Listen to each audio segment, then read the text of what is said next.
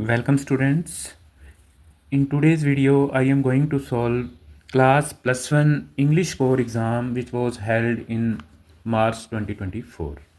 तो आज की वीडियो में मैं आपको जो प्लस 1 क्लास का एनुअल एग्ज़ाम है जो कि 2024 में हुआ है उसको सोल्व करने जा रहा हूँ। तो ये वीडियो जो क्लास 10th में बच्चे अभी क्लास प्लस 1 के अंदर जाएंगे, 10th में पढ़ रहे बच्चे क्लास प्लस 1 में जाएंगे तो उनके लिए इम्पोर्टेंट होगा। और क्योंकि अभी क्लास प्लस 2 का एग्ज़ाम अभी हुआ नहीं है और हरियाणा बोर्ड के अंदर काफ़ी क्वेश्चंस हैं वो रिपीट होते रहते हैं, प्लस 1 के क्वेश्चंस प्लस 2 में रिपीट हो जाते हैं क्योंकि ग्रामर है, पोर्शन कॉमन होता है। तो इसलिए प्लस 2 क्लास के बच्चों को भी ये वीडियो देखकर, क्योंकि कल उनका एग्ज़ाम है तो उनको ये वीडियो देखना ज़रूरी है। तो मैं आपके लिए ग्रामर पोर्शन है वो सॉल्व करूँगा। ग्रामर पोर्शन प्लस 1 के अंदर और प्लस 2 के अंदर है वो बिल्कुल एक जैसा ही है लगभग। तो समय ना वेस्ट करते हुए आपको मैं सीधा ही ग्रामर पोर्शन के ऊपर है वो लेकर के चल रहा हूँ। तो देखिए, आपका फर्स्ट सेक्शन है वो रीडिंग स्किल का होता है, ठीक है, जिसके अंदर कंप्रीहेंशन आता है और नोट मेकिंग के क्वेश्चन आते हैं। रीडिंग के अंदर आपको 2 पैराग्राफ में से एक करना होता है और नोट मेकिंग का जो है वो क्वेश्चन होता है वो आपको मैंने पहले ही करवा दिया है, वो वीडियो भी आप देख लीजिए। तो क्या है, ग्रामर के अंदर आपको 10 अटैम्प्ट करने होंगे, 10 सेंटेंसेस अटैम्प्ट करने होंगे और आपको कितने हैं वो लगभग 6, 8, 11 और 13 में से क्या है कि आपको 10 सेंटेंसेस ही करने हैं। तो आपके जो क्वेश्चंस हैं वो correct form of verb, tenses के ऊपर हैं, उसके बाद आर्टिकल के ऊपर हैं जो कि प्लस 2 के भी टॉपिक हैं। आपके वॉइस हैं वो भी प्लस 2 के अंदर भी हैं, मॉडल्स हैं वो भी प्लस 2 के अंदर भी हैं, लेकिन क्लॉजेस का क्वेश्चन है वो शायद प्लस 2 में नहीं है, तो वो भी मैं आपको करवाने जा रहा हूँ। तो पहला है fill in the blanks with correct form of verb. तो ये क्वेश्चन टेंसेस का है।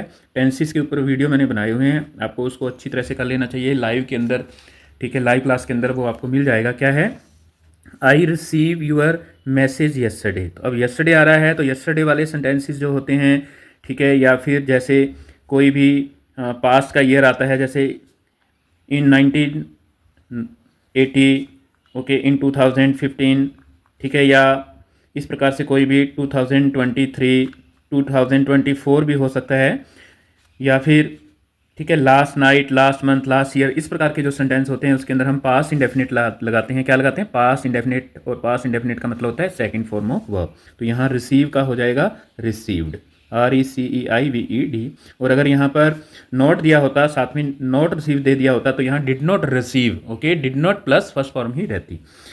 नेक्स्ट है this poem dash contain many emotions. तो यहाँ पर कोई भी पोएम है उसके बारे में अगर हम बात कर रहे होते हैं तो हम प्रेजेंट इंडेफिनिट के अंदर ही उसको लेंगे। तो दिस पोएम कंटेन्स, क्योंकि पोएम सिंगुलर है तो हमें यहाँ कंटेन्स, ठीक है, फर्स्ट फॉर्म के साथ है वो एस और ES है वो लगाना पड़ेगा। यहाँ प्रेजेंट इंडेफिनिट का इस्तेमाल किया गया है। नेक्स्ट है we survive for 15 hours since the last wave hit. तो यहाँ पर क्योंकि सिंस और फॉर दिया हुआ है तो यहाँ पर आपको प्रेजेंट परफेक्ट कंटिन्यूअस टेंस या पास्ट परफेक्ट कंटिन्यूअस टेंस, ये क्योंकि यहाँ लास्ट दिया हुआ है तो पास्ट परफेक्ट कंटिन्यूअस टेंस है वो यूज़ करना है। जब सिंस और फॉर का बहुत बार सेंटेंस आता है, आपको याद रखना है कि आपको सिंस और फॉर आ जाए तो आपने या तो उसमें प्रेजेंट परफेक्ट कंटिन्यूअस टेंस आएगा या पास्ट परफेक्ट कंटिन्यूअस टेंस आएगा या फ्यूचर परफेक्ट कंटिन्यूअस टेंस आएगा। तो यहाँ पर we have been, we had been, okay, क्योंकि पास्ट है तो had been surviving, SURVIVING, surviving, we had been surviving for 15 hours since the last wave hit. हम पिछले, जब से वेव है वो लहर है वो हमारे जहाज़ से टकराई थी, तब से हम 15 घंटे से सर्वाइव कर चुके थे। वेव हिट करने के बाद हम अपने जहाज़ के अंदर 15 घंटे तक सर्वाइव कर चुके थे। नेक्स्ट है fill in the blanks with appropriate articles. तो आपको आर्टिकल्स है वो भरना है। तो आर्टिकल्स के अंदर आपको ए एंड द भरना होता है, ए एंड द, या जीरो आर्टिकल भरना होता है। जीरो आर्टिकल के लिए आपको क्रॉस लगाना होता है, याद रखना क्रॉस लगाना होता है। तो क्या है, I don't like sugar in T. तो यहाँ पर शुगर क्योंकि मटेरियल नाउन है, मटेरियल नाउन से पहले हम कोई आर्टिकल नहीं लगाते तो जीरो आर्टिकल आएगा। Bhavishya is planning to buy a new car. Okay, ये आर्टिकल आएगा। Poonam goes to temple every day, तो यहाँ पर द आर्टिकल आएगा। तो यहाँ पर स्पेसिफिक की बात कर रहे हैं तो द टेम्पल आएगा।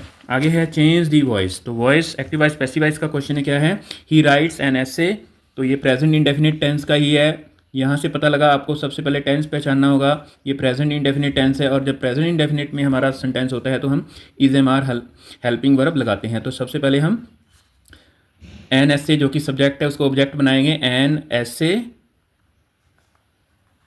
Is written.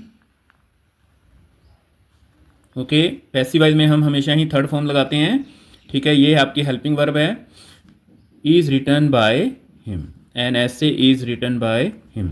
क्या है, प्लीज़ डोंट टॉक। तो ये क्या है कि ये असर्टिव सेंटेंस है, तो आपने याद रखना है कि पैसिव वॉइस में हमेशा ही हम थर्ड फॉर्म लगाते हैं। प्लीज़ डोंट टॉक, तो इसमें आएगा you are requested, okay, not to talk, not to talk.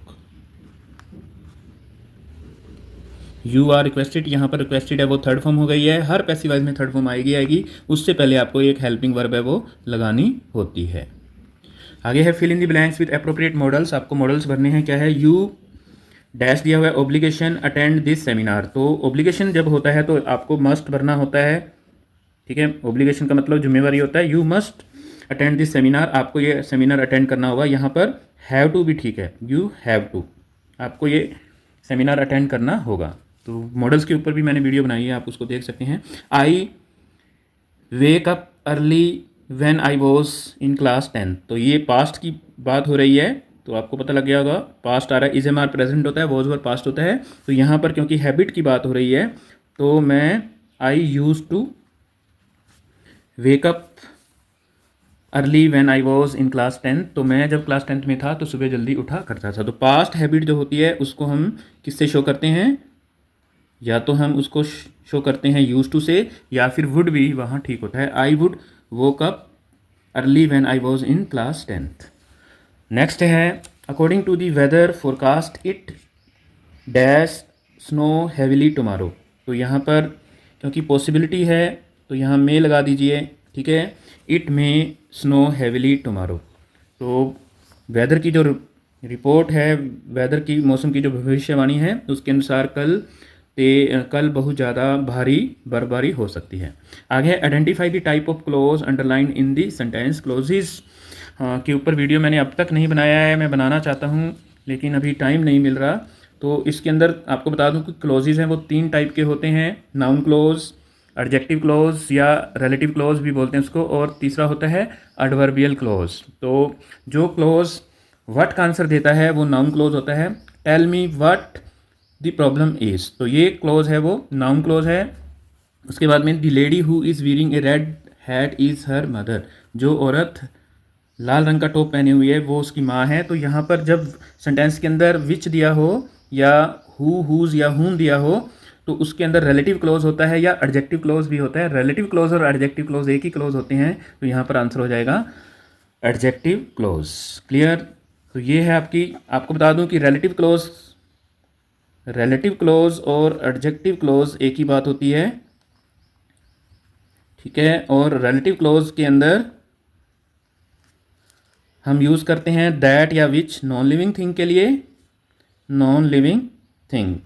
ठीक है, नॉन लिविंग थिंग वस्तु के लिए, और हु, हुज या हुम है हम यूज़ करते हैं पर्सन के लिए। ठीक है, पर्सन के लिए। तो इनमें से अगर इस प्रकार से कोई भी सेंटेंस होता है तो आपको एडजेक्टिव क्लोज या रिलेटिव क्लोज के अंदर आंसर होता है उसका। तो आज की वीडियो में इतना ही।